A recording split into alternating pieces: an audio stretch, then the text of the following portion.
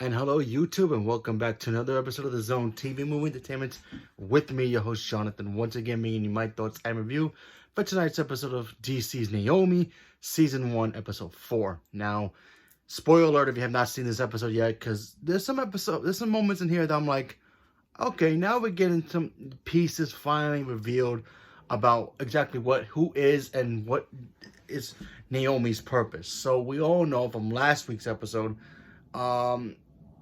she decided she was going to tell her parents the whole truth about her being an alien. She meets up with this dude who's also an alien who's going to be trying to help her out, understand her powers. But, he doesn't want to tell her everything, which I still think he's hiding some stuff from Naomi. And he doesn't want to tell her because he might put her in danger because apparently a lot of people are looking for her.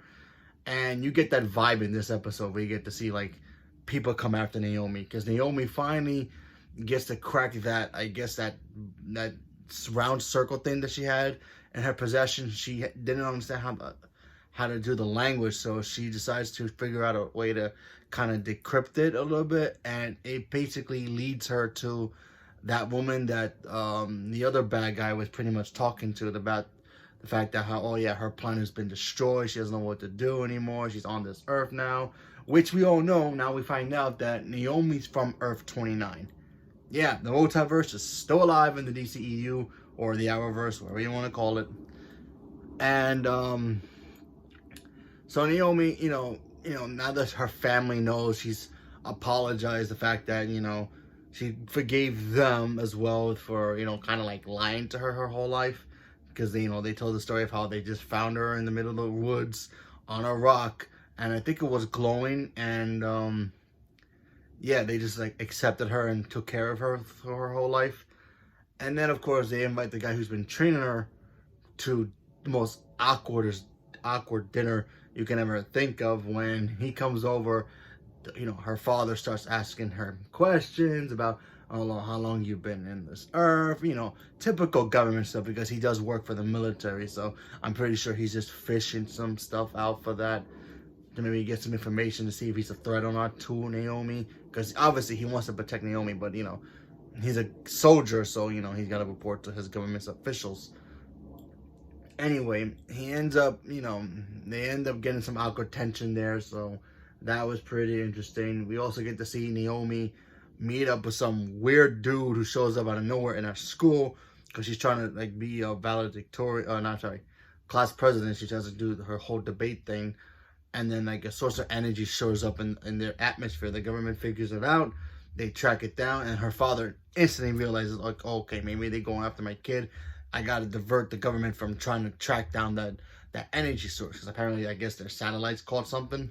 So he shows up, try to take out Naomi, and the guy who's been helping her a lot, he shows up, protects her, and yeah.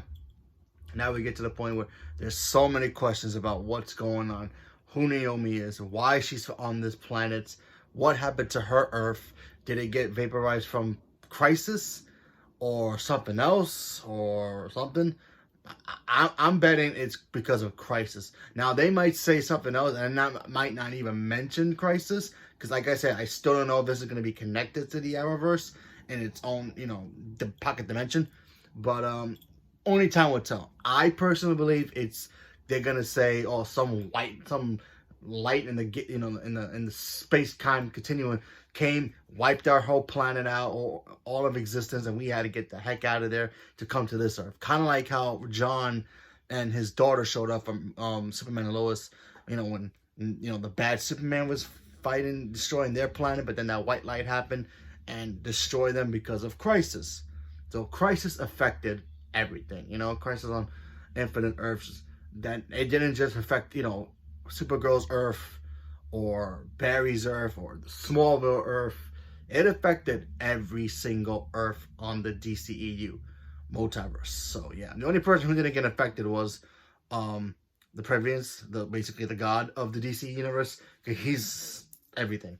So he didn't get infected. But yeah, everything in the DC multiverse is fair game to get messed up, and yeah, we should find out more information about it when it comes back from its break. But it should be interesting to see. I'm actually liking this show. It's a little bit slow in some parts. And, you know, I do wish, you know, Naomi doesn't ask a question with another question a lot, because I see that she does that a lot. And I get it. I get it. She's just trying to figure out who she is and trying to get information. But, you know, I feel like, you know, she asks questions over questions, and then she just goes and does her own investigation to figure out herself. So I kind of wish she would stop that and just go right into, like, okay, so you're not going to tell me why this and this, so let me just go do it myself, and I'll figure it out myself. But, you know, but so far, you know, so far so good. I'll give my full review, you know, once officially it's over, because I think it's only like 10 episodes or 13 or something. But we have to wait and see. So leave a comment below. Let me know what you guys thought about Naomi tonight's episode. And also, what do you think is gonna happen now?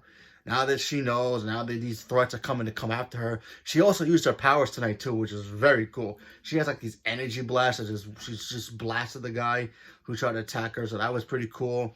And we'll see what happens. So leave a comment below. Let me know. Thank you very much, and have a good night.